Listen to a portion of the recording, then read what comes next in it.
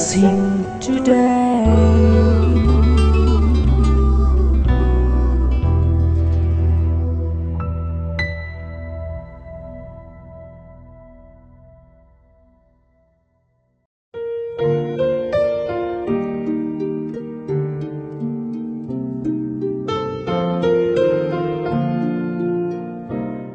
Blessing ടുഡേയിലേക്ക് സ്വാഗതം.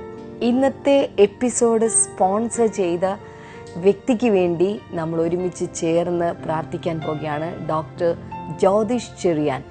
അദ്ദേഹത്തിന് വേണ്ടി, അദ്ദേഹത്തിൻ്റെ കുടുംബാംഗങ്ങൾക്ക് വേണ്ടി നമ്മൾ ഒരുമിച്ച് ചേർന്ന് പ്രാർത്ഥിക്കാൻ പോകുകയാണ്. കർത്താവെ, ഞങ്ങൾ ഒരുമിച്ച് ചേർന്ന് പ്രാർത്ഥിക്കുന്നു. ഡോക്ടർ ജ്യോതിഷ് ചെറിയാന് വേണ്ടി ഞങ്ങൾ പ്രാർത്ഥിക്കുന്നു. കർത്താവെ, അദ്ദേഹത്തിൻ്റെ ജോലിയുടെ കാര്യത്തിൽ കർത്താവെ അത് പെർമനൻ്റ് ആയിട്ടുള്ളൊരു ജോലി ലഭിക്കട്ടെ എന്ന് ഞങ്ങൾ പ്രാർത്ഥിക്കുന്നു. മാത്രമല്ല MS അഡ്മിഷന് വേണ്ടിയിട്ട് കർത്താവെ എല്ലാ വഴികളെയും അങ്ങ് തുറന്നതിനായി ഞങ്ങൾ നന്ദി പറയുന്നു. കർത്താവെ, ആ എക്സാം പാസ്സാകാൻ കർത്താവിൻ്റെ കൃപ കൊടുക്കണമേ. തൻ്റെ വിവാഹത്തിന് വേണ്ടി ഞങ്ങൾ പ്രാർത്ഥിക്കുന്നു. അങ്ങയുടെ സാന്നിധ്യവും കൃപയും ആ കാര്യത്തിൽ അങ്ങ് ചെയ്യണമേ. തൻ്റെ പിതാവിൻ്റെ ഡയബറ്റീസിൽ നിന്ന് അദ്ദേഹത്തിന് പൂർണ്ണ വിമോചനം നൽകണമേ എന്ന് ഞങ്ങൾ ഒരുമിച്ച് ചേർന്ന് പ്രാർത്ഥിക്കുന്നു. യേശുവിൻ നാമത്തിൽ തന്നെ. ആമേൻ, ആമേൻ, ആമേൻ. ജ്യോതിസ് ഈ എപ്പിസോഡ് സ്പോൺസർ ചെയ്തതിന് കർത്താവായ യേശുവിൻ്റെ നാമത്തിലുള്ള നന്ദിയെ ഈ സമയത്ത് ഞങ്ങൾ അറിയിക്കുന്നു. കർത്താവ് ധാരാളമായി നിങ്ങളെ അനുഗ്രഹിക്കട്ടെ എന്ന് ആശംസിക്കുകയും അതുപോലെ പ്രാർത്ഥിക്കുകയും ചെയ്യുന്നു.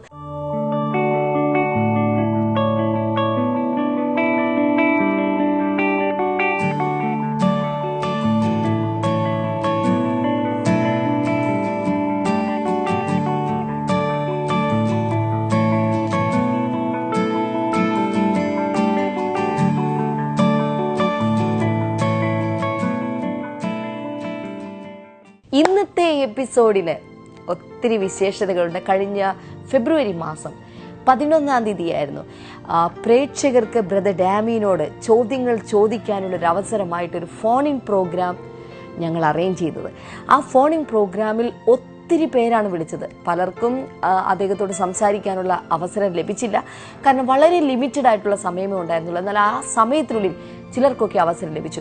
അവർ ചോദിച്ച ചോദ്യങ്ങൾ എന്തൊക്കെയാണ്, അതിന് ബ്രദർ ഡാമി നൽകുന്ന മറുപടി എന്തൊക്കെയാണ്, ഇതാണ് ഇന്നത്തെ എപ്പിസോഡിൽ നിങ്ങൾ കാണാനായി പോകുന്നത്. അതുകൊണ്ട് ആദ്യത്തെ ചോദ്യത്തിലേക്ക് നമുക്ക് പോകാം. ആദ്യത്തെ ചോദ്യവും അതിനുള്ള മറുപടികളും. ഇത് കേൾക്കുമ്പോൾ ഒരു കാര്യം എനിക്ക് ഉറപ്പുണ്ട്, നിങ്ങളത് എഴുതിയെടുക്കണം. നിങ്ങളുടെ ജീവിതത്തിലും നിങ്ങൾ 1000 പ്രാവശ്യം ചോദിക്കാൻ ആഗ്രഹിച്ച ഒരു ചോദ്യമായിരിക്കും അത്.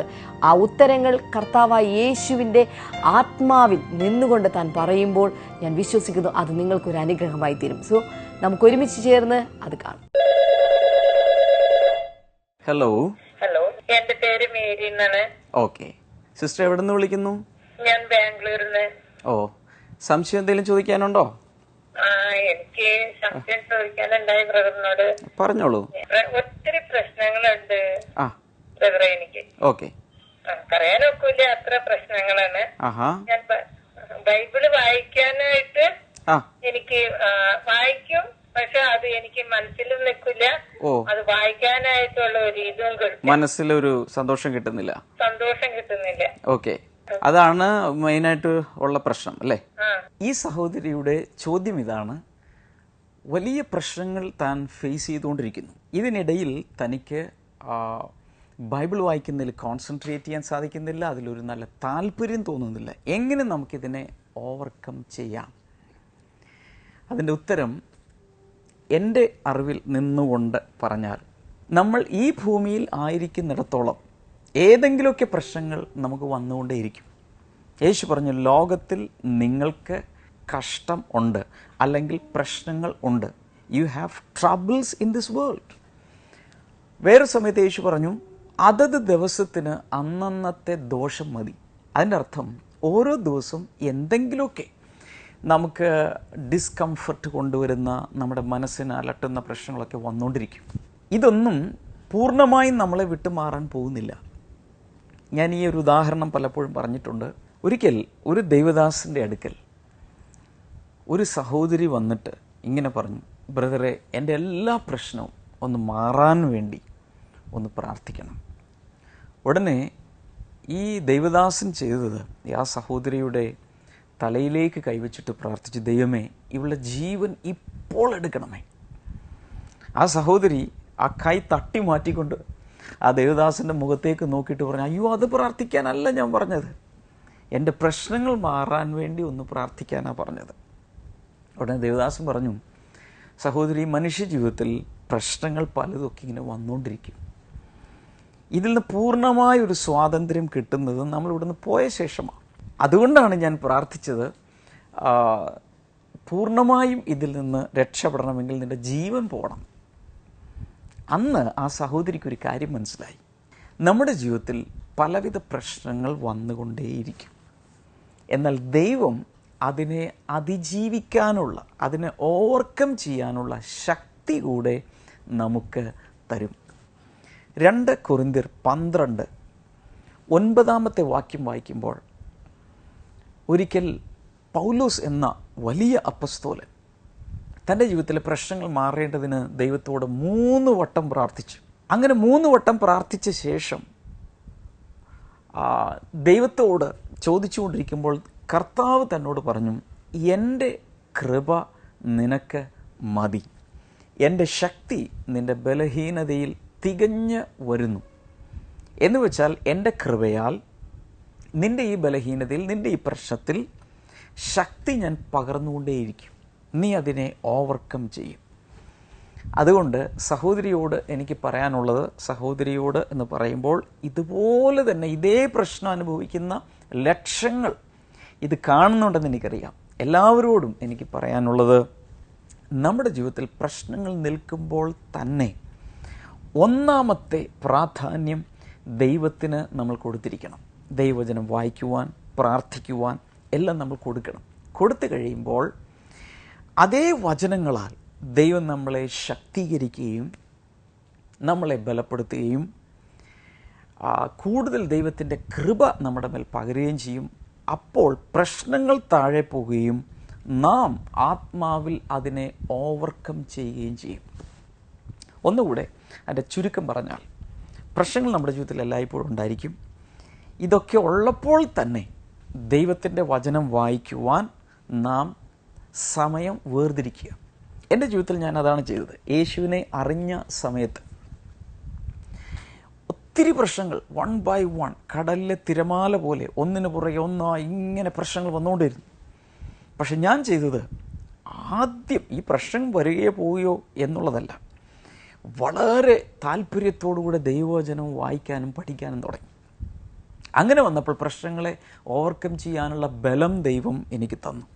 അതോടുകൂടെ പ്രശ്നങ്ങൾ ഓരോന്നോരോന്നായി മാറാനും തുടങ്ങി. കാറ്റിനെയും കടലിനെയും ശാന്തമാക്കിയ യേശു പ്രശ്നങ്ങളെയും മാറ്റിത്തരും. എന്നാൽ പ്രശ്നങ്ങൾ വരികയോ പോവുകയോ എന്നുള്ളതല്ല, അതിന് ഉപരിയായി നാം ദൈവത്തിൻ്റെ വചനം വായിക്കാനും പഠിക്കാനും സമയം കണ്ടെത്തിയിരിക്കണം. Praise the Lord.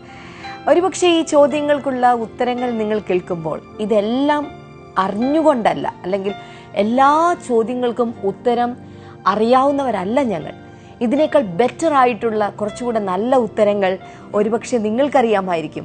നിങ്ങളുടെ അഭിപ്രായത്തിൽ ആ ഉത്തരങ്ങൾ എന്താണ് എന്നറിയാൻ ഞങ്ങൾക്ക് താല്പര്യമുണ്ട്. അതുകൊണ്ട് ദയവായി ബ്ലെസ്സിംഗ് ടുഡേയുടെ അഡ്രസ്സിലേക്ക് കത്തിടുകയോ അല്ലെങ്കിൽ ഇമെയിൽ ID-യിലേക്ക് നിങ്ങൾ നിങ്ങളുടെ ഉത്തരങ്ങൾ അയച്ചു തരികയോ ചെയ്യണമെന്ന് ദയവായി ഓർമ്മിപ്പിക്കുന്നു. അത് ഞങ്ങൾക്കും നിങ്ങൾക്കും കൂടുതൽ പ്രയോജനപ്പെടുത്താനായിട്ട് സാധിക്കും. അടുത്ത ചോദ്യത്തിലേക്ക് നാം കടക്കാൻ പോകുകയാണ്. അടുത്ത ചോദ്യം ചോദിച്ചിട്ടുള്ളത് ഡൽഹിയിൽ നിന്നുള്ള ഗ്രേസിയാണ്. അവർ ചോദിച്ചിട്ടുള്ള ചോദ്യം എന്താണ്, ഉത്തരം എന്താണ്, നമുക്ക് ഒരുമിച്ച് കാണാം. Hello. Hello. Yes, sister. I'm Gracie from Delhi. Okay. Tell me, sister. ഉൽപ്പത്തി പുസ്തകത്തിൽ നിന്ന് Chapter 1 ആദ്യത്തെ വചനമാണ്. അതിൽ ദൈവം ആകാശവും ഭൂമിയും സൃഷ്ടിച്ചു. Okay. ഭൂമി രൂപരഹിതവും ശൂന്യവുമായിരുന്നു. അതെ. ആഴത്തിന് മുകളിൽ അന്ധകാരം വ്യാപിച്ചിരുന്നു. Yes. ദൈവത്തിന്റെ ചൈതന്യം വെള്ളത്തിന് മീതെ ചലിച്ചുകൊണ്ടിരുന്നു. ഓക്കെ. അപ്പൊ എന്റെ സംശയം, വെള്ളം ഉള്ള വാക്ക് അവിടെ എങ്ങനെ വന്നു? ഉൽപ്പത്തി പുസ്തകത്തിലെ ആദ്യത്തെ വചനത്തിൽ വായിക്കുമ്പോൾ തന്നെ അവിടെ വെള്ളം ഉണ്ടായിരുന്നു, അതല്ലേ സംശയം? ഈ ചോദ്യത്തിന്റെ ഉത്തരം, വെള്ളം അവിടെ ഉണ്ടായിരുന്നു. കാരണം ഉൽപ്പത്തി പുസ്തകം 1:1 ആദിയിൽ ദൈവം ആകാശവും ഭൂമിയും സൃഷ്ടിച്ചു എന്നുള്ള ആ ഒരു സ്റ്റേറ്റ്മെൻറ്റ്, അത് എപ്പോഴാണെന്ന് നമുക്ക് അറിഞ്ഞുകൂടാ. അനാദിയിലായിരിക്കാം, ഒത്തിരി ഒത്തിരി ഒത്തിരി ഒത്തിരി പണ്ടായിരിക്കാം.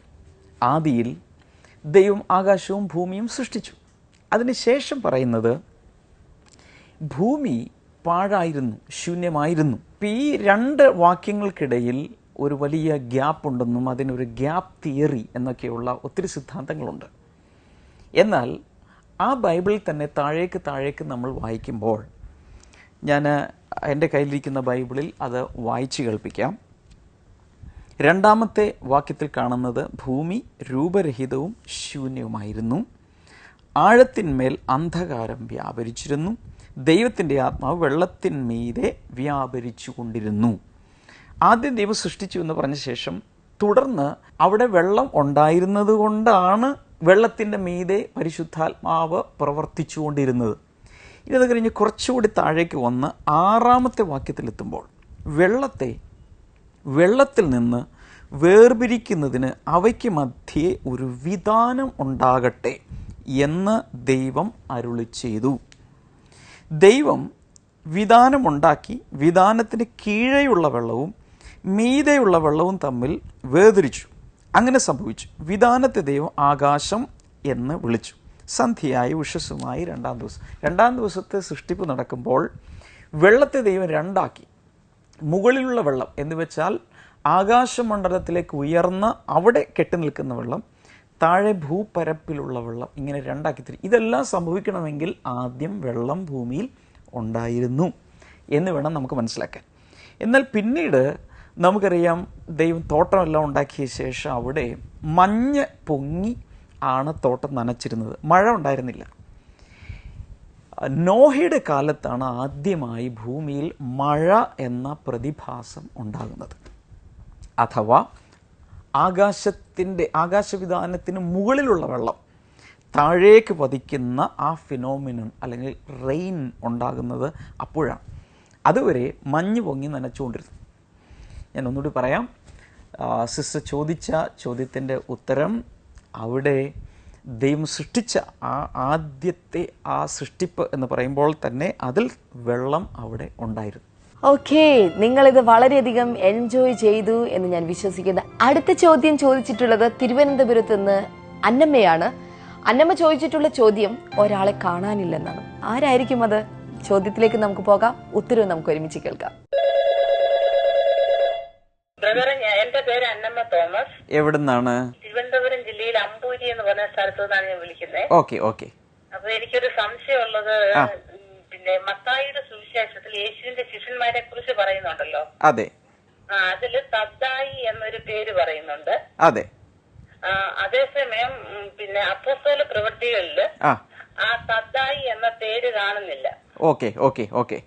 അപ്പോ ഈ തദ്ദായി ആരാ? എന്തുകൊണ്ടാണ് ഈ അപ്പോസ്തല പ്രവൃത്തികളിൽ ആ തദ്ദായി എന്ന പേരില്ലാത്തത്? മനസ്സിലായി. അതാണ് നമ്മുടെ സംശയം. വളരെ നല്ല ഒരു ചോദ്യമാണ്. യേശുവിൻ്റെ ശിഷ്യന്മാരിൽ തദ്ദായി എന്ന് പറയുന്നൊരു പേര് ചില സ്ഥലത്ത് കാണുന്നുണ്ട്, ചില സ്ഥലത്ത് അത് കാണുന്നില്ല. അങ്ങനെ പലർക്കും ഒരു കൺഫ്യൂഷൻ ഉണ്ടാകാറുണ്ട്. എന്നാൽ ചില വചനങ്ങൾ ചേർത്ത് പഠിച്ചാൽ ഈ കൺഫ്യൂഷൻ തീരാവുന്നതേ ഉള്ളൂ. ആ വചനങ്ങൾ ഞാൻ ആദ്യം ഒന്ന് പറയാം, ഇതൊന്ന് എഴുതി വയ്ക്കുക. വചനങ്ങൾ ഇതൊക്കെയാണ്. മത്തായി 10:3. അതിനുശേഷം എഴുതേണ്ടത് മർക്കോസ് 3-ാം അധ്യായം 18-ാമത്തെ വാക്യം. അതുകൂടാതെ ലൂക്കോസ് 6:16, അപ്പസ്തോല പ്രവൃത്തികൾ 1:13, യോഹന്നാൻ 14:22. ഇത്രയും വചനങ്ങൾ ചേർത്ത് പഠിച്ചാൽ കൺഫ്യൂഷൻ മാറും. ഇവിടെ തദ്ദായി എന്ന് പറയുന്നത് യൂദ എന്നുകൂടെ പേരുള്ള ഒരു അപ്പസ്തോലനാണ്. 2 യൂദാമാരാണ് യേശുവിൻ്റെ ശിഷ്യഗണത്തിൽ ഉണ്ടായിരുന്നത്. ഒരു യൂദയെ നമുക്ക് വ്യക്തമായിട്ടറിയാം, യേശുവിനെ ഒറ്റിക്കൊടുത്ത ഇസ്കരിയോത്താവ് എന്ന് അറിയപ്പെടുന്ന യൂദ, യൂദ. എന്നാൽ അത് കൂടാതൊരു യൂദ ഉണ്ട്. ആ സംശയം മാറണമെങ്കിൽ യോഹന്നാൻ 14:22 നമുക്കൊന്ന് വായിച്ചു നോക്കാം. അപ്പോൾ ഇസ്കരിയോത്ത അല്ലാത്ത യൂദ ചോദിച്ചു, കർത്താവേ, അവിടുന്ന് ലോകത്തിനല്ല ഞങ്ങൾക്ക് തന്നെ സ്വയം വെളിപ്പെടുത്താൻ ഇച്ഛിക്കുന്നത് എന്തുകൊണ്ട്? ഇസ്കരിയോത്ത അല്ലാത്ത യൂദ. അപ്പോൾ 2 യൂദന്മാരുണ്ട്. ആ യൂദയുടെ തന്നെ ഒരു സർനെയിമാണ് ഇംഗ്ലീഷ് ബൈബിളിൽ ചിലപ്പോൾ വായിച്ച ലെബ്യൂസ് എന്നുള്ളൊരു വേർഡ് കൂടെ നമുക്ക് കാണാൻ കഴിയും. അത് തന്നെയാണ് അദ്ദേഹത്തിൻ്റെ സർനെയിമാണ് തദായ് എന്ന്, താഡ്യൂസ്. നിങ്ങളൊരു പക്ഷേ മലയാളത്തിൽ ഇങ്ങനെ പറഞ്ഞു യൂദ തദേവൂസ് കേട്ട് കാണും. യൂദ തദേവൂസ് ഒറ്റ ആളെയാണ് സൂചിപ്പിക്കുന്നത്. യൂദായുടെ തന്നെ വേറൊരു പേരാണ് തദേവൂസ് എന്ന് പറയുന്നത്. ഇനി ഇതാരാണെന്ന് നമുക്ക് നോക്കാം. സെബദിയുടെ 2 മക്കളെ നമുക്കറിയാം. സെബദി എന്ന് പറയുന്ന ഒരാളുടെ 2 മക്കൾ യേശുവിൻ്റെ ശിഷ്യഗണത്തിലുണ്ട്. അവരാണ് യാക്കോബ്, യോഹന്നാൻ. അവരെ യേശു സൺസ് ഓഫ് തണ്ടർ അല്ലെങ്കിൽ ഇടിമക്കൾ എന്ന് പേരിട്ടു. യാക്കോബ്, യോഹന്നാൻ. വേറൊരു യാക്കോബ് കൂടി ഉണ്ട്. അതാണ് ആൽഫയുടെ മകനായ യാക്കോബ്. ആൽഫയാണ് പിതാവിൻ്റെ പേര്. ഈ ആൽഫയുടെ മകനായ യാക്കോബിൻ്റെ ബ്രദർ ആണ് ഈ പറയുന്ന യൂദ തദേവൂസ് എന്ന് പറയുന്നത്. എന്ന് വെച്ചാൽ 2 അപ്പന്മാരുടെ 2 മക്കൾ യേശുവിൻ്റെ ശിഷ്യഗണത്തിലുണ്ട്. സെബദിയുടെ 2 മക്കൾ, അതാണ് യാക്കോബ്, യോഹന്നാൻ. ആൽഫയുടെ 2 മക്കൾ, അതാണ് ഒന്ന് യാക്കോബ്. അപ്പോൾ യാക്കോബ് 2 പേരുണ്ട്, യൂദ 2 പേരുണ്ട്. ഈ യൂദ തദേവൂസ് ചില സ്ഥലത്ത് യൂദ മാത്രമേ ഉപയോഗിക്കുന്നുള്ളൂ, തദേവൂസ് ഉപയോഗിക്കുന്നില്ല. അതുകൊണ്ടാണ് കൺഫ്യൂഷൻ വന്നത്. ഇദ്ദേഹം പിൽക്കാലത്ത് പേർഷ്യയിൽ പോയി യേശുവിൻ്റെ സാക്ഷ്യം വഹിക്കുകയും അവിടെ വച്ച് അവിടെയുള്ള ജാതീയ പുരോഹിതന്മാരാൽ അടിയേറ്റ് മരിക്കുകയും ചെയ്തു. രക്തസാക്ഷി മരണത്തിൽ അദ്ദേഹം ഈ ലോകത്തിൽ നിന്ന് വേർപെട്ടു എന്നാണ് ചരിത്രത്തിൽ നിന്ന് നമുക്ക് മനസ്സിലാകുന്നത്. അതുകൊണ്ട് യൂദ എന്നറിയപ്പെടുന്ന 2ാമത്തെ യൂദയാണ് ഈ തദേവൂസ്. That's all. ഇനി മിറക്കിൾസ് ടുഡേയുടെ സമയമായി. ഇന്നത്തെ മിറക്കിൾസ് ടുഡേയിൽ ബ്ലെസ്സിംഗ് ഫെസ്റ്റിവലിൽ നടന്ന ഒരു അത്ഭുതകരമായ സാക്ഷ്യം നമുക്ക് ഒരുമിച്ച് കേൾക്കാം.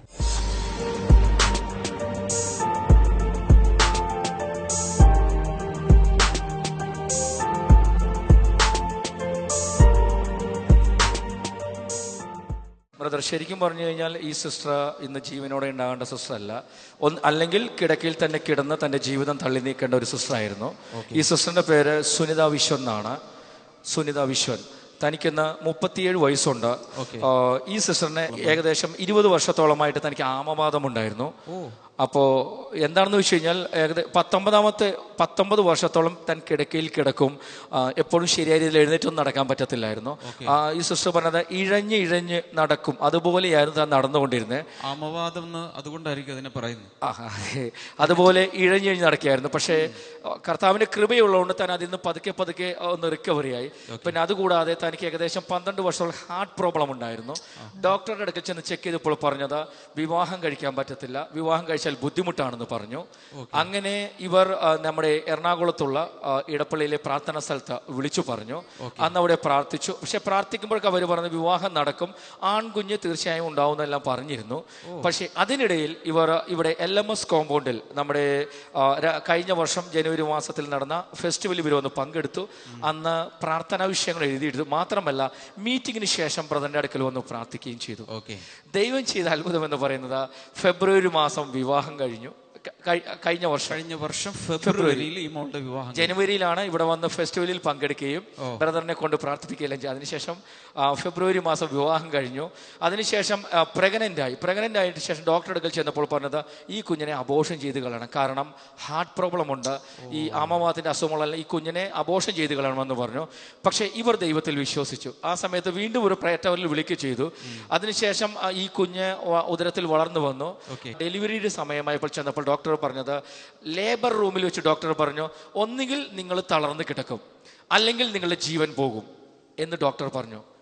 പക്ഷെ ആ സമയത്ത് ഇവിടെ ബ്ലെസ്സിംഗ് ഫെസ്റ്റിവലിൽ പങ്കെടുത്തതും ബ്ലെസ്സിംഗ് ടുഡേ കണ്ടതും ദൈവം പ്രവർത്തിച്ച സാക്ഷ്യങ്ങൾ കേട്ടത് മുഖാന്തരം വിശ്വാസമുള്ളത് കൊണ്ട് ആ വിശ്വാസത്തിൽ നായകനും അത് പൂർത്തി വരുത്തുന്നതുമായ നമ്മുടെ കർത്താവായ യേശു ഈ മകളുടെ ഉള്ളിലെ ദുഃഖത്തോടുകൂടിയുള്ള പ്രാർത്ഥന കേട്ടതുകൊണ്ട് ഇന്ന് താൻ മരിച്ചു പോകാതെ തളർന്നു കിടക്കാതെ ദൈവം കൊടുത്ത ഒരു ആൺകുഞ്ഞുമായിട്ടാണ് ഇന്ന് ഈ തിരുവനന്തപുരം LMS കോമ്പൗണ്ടിൽ വന്ന് സാക്ഷ്യം പറയാൻ നിൽക്കുന്നത്. യേശു തൻ്റെ മക്കളുടെ ദുഃഖത്തോട് കണ്ണുനീരിന്റെ പ്രാർത്ഥന കേൾക്കുന്ന ദൈവമാണ്. ഈ പറഞ്ഞതെല്ലാം ശരിയാണോ? ശരിയാണ്. ഈ കുഞ്ഞിന് ഇതുപോലെ രോഗമുണ്ടായിരുന്നു. ഒരുപാട് കഷ്ടപ്പെട്ടാണ്, ഒത്തിരി കഷ്ടപ്പെട്ടു. ഒരമ്മയുടെ കണ്ണുനീര് നോക്കൂ. ഒരു പെൺകുഞ്ഞ്, അതിന് വിവാഹം കഴിക്കാൻ സാധ്യമല്ല, കുഞ്ഞുങ്ങളുണ്ടാവില്ല, അതും സന്ധിവാതം വന്ന് ഇഴഞ്ഞിഴഞ്ഞ് നടക്കുന്ന പരുവമായിരുന്നു. എന്നാൽ യേശു ചെയ്ത അത്ഭുതമാണ് ഈ കാണുന്നത്. എനിക്ക് വിടുതൽ തന്നതുപോലെ കർത്താവിനെ ഞാൻ എന്നും വിളിക്കുകയും പ്രാർത്ഥിക്കുകയും ചെയ്യുമായിരുന്നു. അതിന്റെ ഫലമായിട്ടാണ് എനിക്ക് എൻ്റെ ഈ കുട്ടിയെ കിട്ടിയത്. അവക്കൊരു കല്യാണം കഴിയാനും ഒരു കുഞ്ഞിനെ കിട്ടാനും ഭാഗ്യമായത്. ഞാൻ നേരത്തെ 37 വയസ്സ്. ഒന്ന് നിങ്ങൾ ആലോചിച്ചു, നിങ്ങളുടെ മകളാണെങ്കിൽ 37 വയസ്സ് വരെ എന്താണ് ഭാവി എന്നറിയില്ല. ഇനി അതിനുശേഷവും ഈ കുഞ്ഞ് ആർത്രൈറ്റിസ് വന്ന് ഇഴഞ്ഞു നടന്നൊരു ഒരു കുട്ടി. ഇത് നോക്ക്, വിരലുകൾ നോക്കുക. എന്നാൽ ഇന്ന് മടക്കാനൊക്കെ സാധിക്കും. ഓ മൈ ഗോഡ്, നോക്കൂ, ആർത്രൈറ്റിസ് വന്നു കഴിഞ്ഞാൽ ഇതൊന്നും ചെയ്യാൻ സാധ്യമല്ല. ഇന്ന് വിരലുകൾ നിവർത്താൻ കുഞ്ഞിനെടുത്തുകൊണ്ടിരിക്കുന്നു. അത് മാത്രമല്ല ബ്രദർ, ഒരു പ്രാവശ്യം ഹാർട്ട് അറ്റാക്ക് വന്ന ആളുവാ നിൽക്കുന്നത്. ഈ അമ്മയ്ക്ക് ഒരു പ്രാവശ്യം ഹാർട്ട് അറ്റാക്ക്. പക്ഷെ ദൈവത്തിന്റെ വഴി അഗോചരം എന്നാ പറയുന്നത്. നമുക്കത് മനസ്സിലാക്കാൻ സാധിക്കത്തില്ല. എങ്ങനെ ദൈവത്തെ സ്തുതിക്കണമെന്ന് എനിക്ക് പോലും അറിയില്ല. പക്ഷേ I just want to encourage each one of you. ഇവിടെ ഇരിക്കുന്ന നിങ്ങളുടെ ജീവിതത്തിൽ ഇതുപോലെ ഡോക്ടേഴ്സും വിദഗ്ധന്മാരും എല്ലാവരും പറയാ നോ ഹോപ്പ്, നിന്റെ ഗതി പോക്ക എന്ന് പറഞ്ഞാൽ യേശു പറയും, കുഞ്ഞെ, എന്നാൽ അസാധ്യമായ വല്ല കാര്യമുണ്ടോ? ഇവിടെ ഇരിക്കുന്ന എല്ലാവരോടും കർത്താവ് ചോദിക്കുന്നത്, ദൈവത്താൽ അസാധ്യമായി വല്ലതുമുണ്ടോ? എല്ലാ കൈകളും നീട്ടി ഇവരെ ഒന്ന് അനുഗ്രഹിച്ച്. കർത്താവ്, അനുഗ്രഹിക്കപ്പെട്ടൊരു കുടുംബമാണല്ലോ, നീ ചെയ്ത ഈ അത്ഭുതത്തിനായി നന്ദി. കർത്താവ്, തുടർന്ന് ഈ കുടുംബത്തെ പരിപാലിക്കണമേ. ഇതുപോലെ പ്രയാസങ്ങളിരിക്കുന്നവർക്ക് മഹാത്ഭുതങ്ങൾ സംഭവിക്കട്ടെ, യേശുവിന്റെ നാമത്തിൽ തന്നെ. ആമേൻ. God bless you. ഇനി നാം ഒരുമിച്ച് ചേർന്ന് പ്രാർത്ഥിക്കാനായി പോവുകയാണ്. പ്രാർത്ഥിക്കുന്നതിന് മുൻപ് എനിക്ക് ചില പ്രധാനപ്പെട്ട അനൗൺസ്മെന്റ്സ് നിങ്ങളോട് പറയാനുണ്ട്. ഈ ദിവസങ്ങളിൽ നമ്മുടെ കുട്ടികളുടെ എക്സാം നടക്കുകയാണല്ലോ. മാർച്ച് മാസം നമ്മുടെ കുട്ടികളുടെ പരീക്ഷാ സീസണാണ്.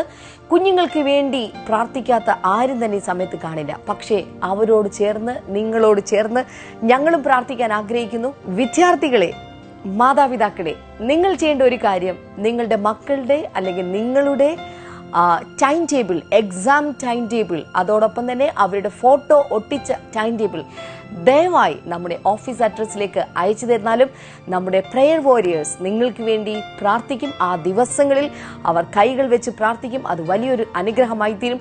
അതുമാത്രമല്ല, എല്ലാ വിദ്യാർത്ഥികൾക്കും ഒരു സന്തോഷ വാർത്തയുണ്ട്. മൈ പ്രെയർ ഡയറി, ഇതുവരെ അത് മലയാളത്തിൽ മാത്രമാണ് ഉണ്ടായിരുന്നത്. എന്നാൽ അത് ഇംഗ്ലീഷിലേക്ക് തർജ്ജമ ചെയ്യപ്പെട്ട് അതിൻ്റെ പബ്ലിക്കേഷൻ വർക്കുകളെല്ലാം നടന്നുകൊണ്ടിരിക്കുന്നു. ഈ മാർച്ച് മാസം 3-ാം തീയതി അതിൻ്റെ പബ്ലിക്കേഷൻ നടക്കാനായി പോകുകയാണ്. അത് പ്രകാശനം ചെയ്യാൻ പോകുകയാണ്. എന്നാൽ മാർച്ച് മാസം 3-ാം തീയതിക്കകം നിങ്ങൾ ഓഫീസുമായി ബന്ധപ്പെട്ട് അതിനുള്ള പണം നിങ്ങൾ അയച്ചു തരികയാണെങ്കിൽ ബ്രദർ ഡാമിൻ്റെ ഒപ്പോടുകൂടിയുള്ള പുസ്തകം ഞങ്ങൾ അയച്ചു തരുന്നതാണ് എന്ന് പ്രത്യേകിച്ച് ഓർപ്പിക്കുന്നു. അപ്പോൾ തന്നെ മാർച്ച് മാസം 3-ാം തീയതിയാണ് നമ്മുടെ കുട്ടികളുടെ സ്റ്റുഡൻസ് ബ്ലെസ്സിംഗ് പ്രേയർ നടക്കുന്നത്. നിങ്ങൾക്ക് കൊച്ചിയിലുള്ള ബ്ലെസ്സിംഗ് സെന്ററിലോ മറ്റേതെങ്കിലും ബ്ലെസ്സിംഗ് സെന്ററിലോ വന്ന് ആ പ്രാർത്ഥനയിൽ, വിദ്യാർത്ഥികൾക്ക് വേണ്ടിയിട്ടുള്ള പ്രാർത്ഥനയിൽ അറ്റൻഡ് ചെയ്യാം. കൂടാതെ ലൈവ് ടെലികാസ്റ്റിലൂടെ നിങ്ങൾക്ക് ആ പ്രാർത്ഥനയിൽ അറ്റൻഡ് ചെയ്യാമെന്ന് പ്രത്യേകിച്ച് ഓർപ്പിക്കുന്നു. ഈ സമയത്ത് നമ്മൾ ഒരുമിച്ച് ചേർന്ന് പ്രാർത്ഥിക്കാൻ പോകുകയാണ്. കർത്താവെ, ഞങ്ങൾ ഒരുമിച്ച് ചേർന്ന് പ്രാർത്ഥിക്കുന്നു. രോഗികളായിട്ടുള്ള പ്രിയപ്പെട്ടവർക്കായി ഞങ്ങൾ പ്രാർത്ഥിക്കുന്നു. യേശുവിൻ്റെ നാമത്തിൽ കർത്താവെ, രോഗികളായിട്ടുള്ള വ്യക്തികൾ ഇപ്പോൾ തന്നെ സൗഖ്യമാകട്ടെ. കർത്താവെ, മൂക്ക് അടഞ്ഞു പോകുന്നത്, മൂക്കിനകത്തുകൂടെ ശബ്ദം വെളിയിൽ വരാത്ത പോലെ പ്രശ്നം അനുഭവിക്കുന്ന വ്യക്തികൾ യേശുവിൻ്റെ നാമത്തിൽ ഇപ്പോൾ തന്നെ അത് സൗഖ്യമാകട്ടെ. അവരുടെ ശബ്ദം ക്ലിയർ അല്ല, ആ വ്യക്തികൾ ഇപ്പോൾ തന്നെ സൗഖ്യമാകട്ടെ എന്ന് ഞങ്ങൾ പ്രാർത്ഥിക്കുന്നു. കണ്ണിന് അകത്ത് കുരുക്കൾ വളരുന്നത് യേശുവിൻ്റെ നാമത്തിൽ ഇപ്പോൾ അത് സൗഖ്യമാകട്ടെ കർത്താവെ. തലയ്ക്കകത്ത് വല്ലാത്ത തലവേദന അനുഭവിക്കുന്ന വ്യക്തികൾ, കൂടെ കൂടെ ഛർദ്ദിക്കുന്ന വ്യക്തികൾ, കർത്താവെ യേശുവിൻ്റെ നാമത്തിൽ ആ വ്യക്തികൾ സൗഖ്യമാകട്ടെ. ആന്തരിക അവയവങ്ങളിലുള്ള രോഗങ്ങൾ ഇപ്പോൾ യേശുവിൻ്റെ നാമത്തിൽ അത് സൗഖ്യമാകട്ടെ. എല്ലാവിധമായ ദീനക്കാരെയും തൊട്ട് സുഖപ്പെടുത്തിയ യേശുവിൻ്റെ നാമം ചൊല്ലി ഞാനിപ്പോൾ ഇവർക്ക് വേണ്ടി പ്രാർത്ഥിക്കുന്നു കർത്താവെ. അങ്ങ് ഇവരെ സൗഖ്യമാക്കിയതിനായി നന്ദി, അങ്ങ് ഇവരെ വിടുവിച്ചതിനായി നന്ദി പറയുന്നു. അങ്ങയുടെ സാന്നിധ്യവും കൃപയും ഇവർക്ക് കൊടുത്ത് മാനിക്കണമേ കർത്താവെ, യേശുവിൻ നാമത്തിൽ തന്നെ. ആമേൻ, ആമേൻ. കഴിഞ്ഞ ആഴ്ചയിൽ നിങ്ങളോട് പറഞ്ഞതുപോലെ നമ്മുടെ ഉപവാസ പ്രാർത്ഥന ഇന്ന് കൊച്ചിൻ ബ്ലെസ്സിംഗ് സെന്ററിൽ തുടങ്ങിയാണ്. ഈ ഒരാഴ്ച മുഴുവൻ കർത്താവിൻ്റെ സന്നിധി നമ്മൾ ഒരുമിച്ചിരിക്കാൻ പോകുകയാണ്. താല്പര്യമുള്ള എല്ലാ പ്രിയപ്പെട്ടവരും വരണം, സംബന്ധിക്കണം. നാളത്തെ ബ്ലെസ്സിംഗ് ടുഡേയിലൂടെ നമുക്ക് വീണ്ടും കാണാം. Welcome to Bible and you. ഇന്നത്തെ ചോദ്യം ഇതാണ്: എവിടെ വെച്ചാണ് യേശു 2 ഭൂതഗ്രസ്തരെ കല്ലറകളിൽ നിന്ന് വരുന്നതായി കണ്ടത്? Where did Jesus meet 2 demon-possessed men coming from the tombs? Options: A. Galilee, B. Nazareth, C. Jericho, D. Gadara.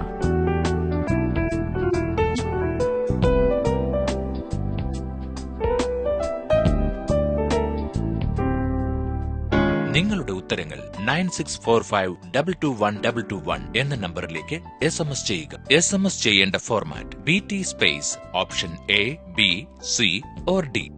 ശരിയുത്തരം നൽകുന്നവർക്ക് OMBooks നൽകുന്ന നല്ല നല്ല സമ്മാനങ്ങൾ കാത്തിരിക്കുന്നു.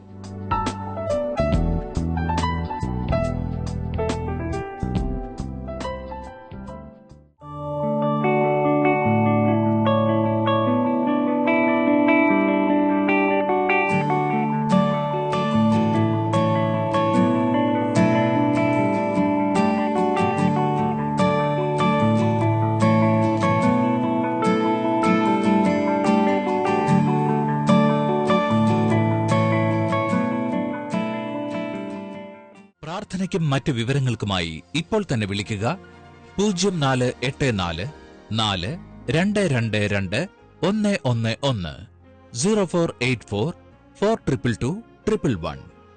ഞങ്ങളുടെ വെബ്സൈറ്റുകൾ www.themasterministries.org, www.blessingtoday.tv, ഇമെയിൽ info@blessingtoday.tv. ഞങ്ങളുടെ address blessing today, post box number 2215, Edappally PO, Kerala, India 682024.